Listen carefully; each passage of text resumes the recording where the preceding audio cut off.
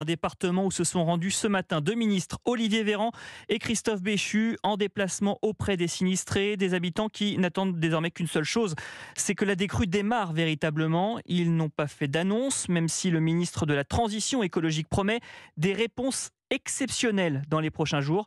Pas sûr que cela remonte le moral des Pas-de-Calaisiens durement touchés. À Blandec, le reportage du correspondant d'Europe 1, Maximilien Carlier. Comme il y a 2 mois, un gymnase a été transformé en centre d'hébergement d'urgence. Comme il y a 2 mois, on voit les mêmes visages, les mêmes sinistrés impactés par les inondations.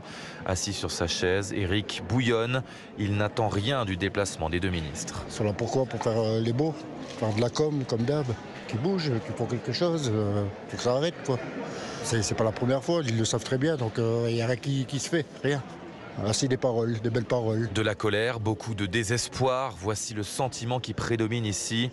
Des habitants à bout, surtout Alison, conseillère municipale. Déjà l'expression du visage, ils sont fatigués, nerveusement, ils ont aussi la crainte financièrement. Ils ont peur de ne pas être remboursés à la hauteur, dégâts sur dégâts. Ils ont peur que les assurances ne suivent plus non plus.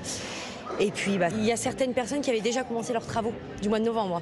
Donc là, c'est retour à la case départ, en fait. Une cellule psychologique doit ouvrir impérativement, insiste cet élu. Les gens veulent des réponses et des solutions rapides, chose qu'on n'est pas en mesure de leur apporter.